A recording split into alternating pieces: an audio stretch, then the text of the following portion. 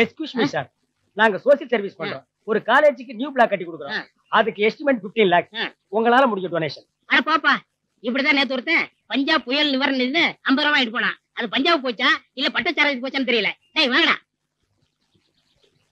Manipur, Mizoram, Nagaland, Bhutan, bumper லாட்டி 1 கோடி ரூபாய் sir. எது வேணும் சார்? கூடாலே வாங்கிக்கோ. 2 கொடு. இந்தா. டேய், இதுக்கு மட்டும் பரிசு இல்லல, உன்னை கட்சியில இருந்து தூக்கிடுவேன்.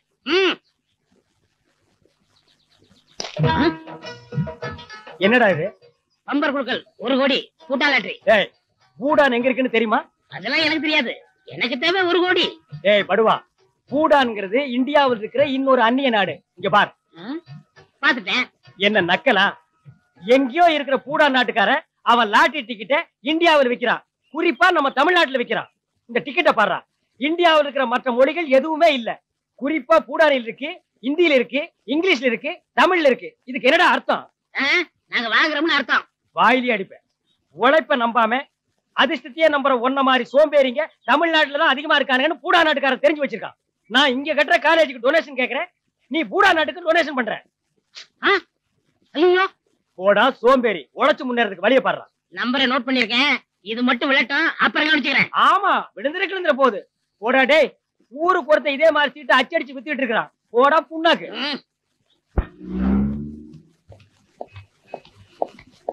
Excuse me sir.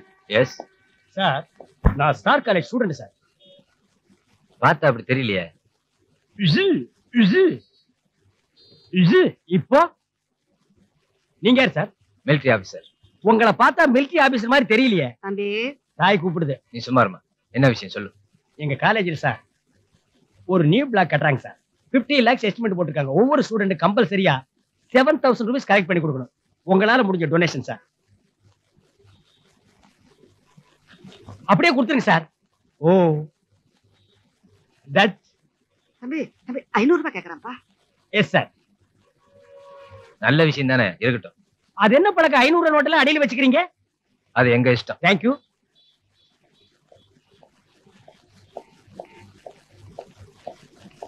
Thank you. Excuse me, sir.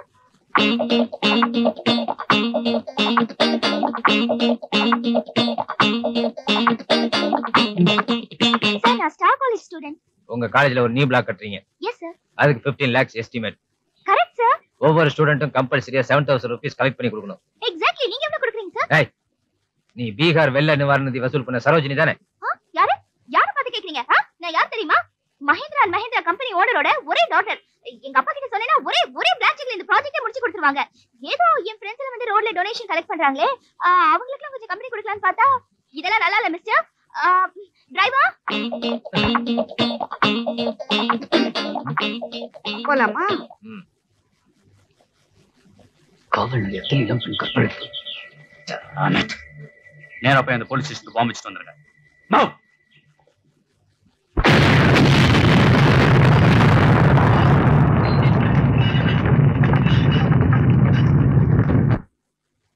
தமிழ்நாட்டையே வாயில அள்ளி போட்டுக்க நினைக்கிற முதலமைச்சர் நான்.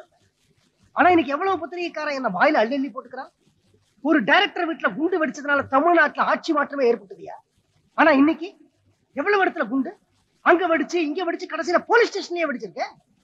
இது வரைக்கும் ஒரு தீவிரவாதியா நீங்க பிடிச்சிருக்கீங்களா? என்ன பண்ணிட்டு இருக்கீங்க நீங்க எல்லாம்? எதிர்கட்சி தலைவர் இது வரைக்கும் இது கையாளாகாத அரசு, தீவிரவாதிகளை பிடிக்க முடியாத அரசு அப்படின்னு பப்ளிக்ல மேடை போட்டு பேசிட்டு இருந்தாரு. ஆனா இன்னைக்கு சென்ட்ரல் கவர்மெண்ட்டுக்கு மனு கொடுக்கிறாராயா இந்த அரசை டிஸ்மிஸ் பண்ணணும்னு. யூனியன் ஹோம் மினிஸ்டர் போன் பண்றார் கவர்னருக்கு. தமிழ்நாட்டோட நிலவரம் என்ன கேட்கிறாராயா. இன்னைக்கு தமிழ்நாட்டுல எல்லா போலீஸ் ஸ்டேஷன்லயும் என்ன நடக்குது? ஒவ்வொரு நாளும் காலையில வேலைக்கு வந்த உடனே ஒவ்வொரு ஹெட் கான்ஸ்டபிளும் ஏமாந்தவன் எவன் கிடைப்பான்னு பார்த்து 100-200 மாமூல். ஒவ்வொரு இன்ஸ்பெக்டருக்கும் சப் இன்ஸ்பெக்டருக்கும் கள்ளச்சாராயம் காய்ச்சறவனோட அண்டர் ஹேண்ட் டீலிங். வீட்டுக்கு போற போது 1000-2000 மாமூல். ஒவ்வொரு டிசிக்கும் ஏசிக்கும் பிரார்த்தனை ஹவுஸ் நடத்துறவனோட ஒரு டீலு. வீட்டுக்கு போற போது அங்க போக வேண்டியது 5000-10,000 மாமூல். இதெல்லாம் கண்டிக்க வேண்டிய பெரிய போலீஸ் அதிகாரிங்க கொண்டாட்டி குழந்தை குட்டிங்களோட கவர்மெண்ட் ஜீப்ல ஊட்டி, குத்தாலம், கொடைக்கானல் கவர்மெண்ட் கெஸ்ட் ஹவுஸ்ல ஓசி ஸ்டே. இந்த மாதிரி தப்பு பண்றவங்க வேலையில இருக்க கூடாதுன்னு ஒரு ரூல் வந்தா 100க்கு 75 பேரை வேலையை விட்டு அனுப்பிச்சிருவேன்.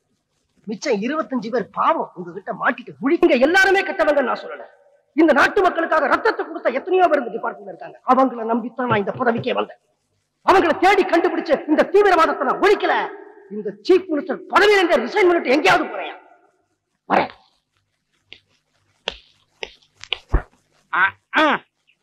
போச்சு போச்சு, எல்லாமே போச்சு. புதுசா ஒரு கட்சி ஆரம்பிச்ச போனி ஆகல. அவங்க எப்படியும் தீவிரவாதியை புடிச்சிருவாங்க. நீ எப்பயும் ஆட்சியை பிடிக்க போற. நீ எப்படியாவது ஜெயிச்ச ஆட்சியை புடிச்சுவேன்ற நம்பிக்கையில நான் உழைச்சு சம்பாதிச்ச காசு பூரா உன் கட்சிக்கே அழுத்து தொலைச்சேன். இப்ப அதுலயும் மண்ணு விழுந்துருச்சு. நீ எப்ப ஆட்சியை பிடிக்கிறது? நான் எப்ப விட்ட காசை பிடிக்கிறது? எங்க கட்சிக்கு என்ன சும்மா பணம் கொடுத்த? ஃபேக்டரி ஓனர்ங்கிற பேர்ல தீவிரவாதிகளுக்கு ஆயுத சப்ளை பண்ண பெருசா பேசுறீங்க. அது கூட என் தலைவர் தான் கேட்க அனுப்பிச்சு விட்டாரு. இதுக்கு தான் பேட்டர் இப்படி எல்லாம் பெரிய கூடாதுன்னு சொன்னா கேட்டீங்களா? யோ, உங்க தலைவர் மட்டும் பெரிய ஒஸ்தியா? அவரும் ஒரு காலத்துல பீச்ல சுண்டல் வித்தவர்தான். சரி சரி, மேட்டுக்கோங்க. எல்லாம் இந்த டேவிட்டால வந்தது. இங்க உட்காந்து பேசி பிரயோஜனம் இல்ல. ஏத்தாப்ல உட்காரணும், சிஎம் ஏத்தாப்ல. அப்பதான் பிராக்டிகல் ப்ராப்ளம் என்னன்னு புரியும்.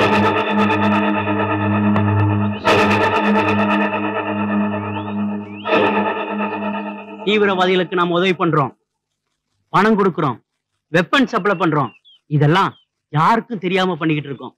அவங்க உதவி நமக்கு தேவையில்லை, அவங்க செயலே நமக்கு உடன்பாடு இல்லை. அதனாலதான் அவங்களோட லிமிட்டா தொடர்பு வச்சுக்கிட்டு இருக்கேன். இன்னும் 6 மாசம் எலெக்ஷன் வரப்போகுது. அது வரைக்கும் இந்த மண்ணுல தீவிரவாதம் நீடிக்கணும்.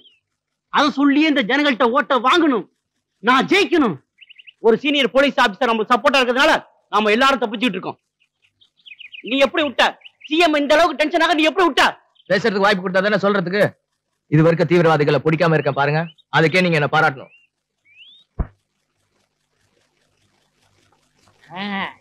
தலைவரே, வர்ற தேர்தல்ல பெண்களுக்கு பாதி சீட்டை ஒதுக்கிடணும். அட நான் எதுக்கு சொல்றேன் புரியுதா? புரியுது. தலைவரே, என்ன இது? என்னுடைய ராஜினாமா லெட்டர். ஏன், எதுக்கு? தமிழ்நாட்டிலேயே நம்ம கட்சியில அதிக ஓட்டு வித்தியாசத்துல ஜெயிச்ச ஒரே எம்எல்ஏ நான் தான். அத்தனையும் கள்ள ஓட்டு தலைவர் தான் ஆள் அனுப்பிச்சாரு. நம்ம கட்சிக்கு அதிகமா தேர்தல் நிதி வசூல் பண்ணி கொடுத்த ஒரே எம்எல்ஏவும் நான் தான். ரவுடிங்களை வச்சு கலெக்ஷன் பண்ணது எனக்கு தெரியாது. சரி சொல்லு. ஆனா ஸ்டேட் லெவல்ல எனக்கு இது வரைக்கும் எந்த பதவியும் கொடுக்கல. அதனாலதான் ராஜினாமா பண்றேன். சரி போ. எலெக்ஷன் முடிஞ்சதும் நான் போட்டு வச்சிருக்க மந்திரிங்க லிஸ்ட்ல உன்னேதான் ஆளா போட்டு வச்சிருக்கேன். உன்ன மாதிரி ஒரு நல்ல மனுஷன் நான் என்னைக்குமே இழக்க மாட்டேன். வர்ற ஆகஸ்ட் 15 சுதந்திர தினத்தை தீவிரவாதிகளுடைய ஒழிப்பு தினமா நான் கொண்டாட போறேன். அன்னைக்கு நீ தான் நம்ம கட்சியுடைய கொள்கை பரப்பு செயலாளருங்கிறத மக்களுக்கு அறிவிக்க போறேன். ரொம்ப நன்றி தலைவரே. நல்லாரு. தலைவரே, என்னையா ஸ்டேட் லெவல்ல எனக்கு பதவி கொடுக்கணும்ட்டு இப்ப எவனுக்கு தூக்கி கொடுக்குறீங்களா? அதுக்கு உனக்கு இன்னும் டைம் இருக்கு. ஐயா வணக்கம். ஏந்திரிப்பா. என்னப்பா விசேஷம்? இன்னைக்கு எனக்கு பிறந்த நாள் ஐயா.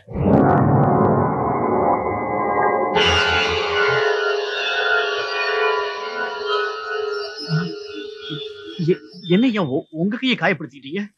ஏப்பா, 10 வருஷமா ஏன் பிறந்த நாளைக்கு நீ வந்து உன் கையே பிளேடால கிழிச்சுக்கிட்டு ரத்தத்தால ஏன் நெத்தியில பொட்டு வச்சியே. ஒரே ஒரு தடவை இந்த தொண்டனுக்காக நான் அதை பண்ணக்கூடாதா? தலைவரே, ரத்த தானம் கேள்விப்பட்டிருக்கேன். இப்படி ஒரு ரத்த தானத்தை பார்க்கவே இல்லை.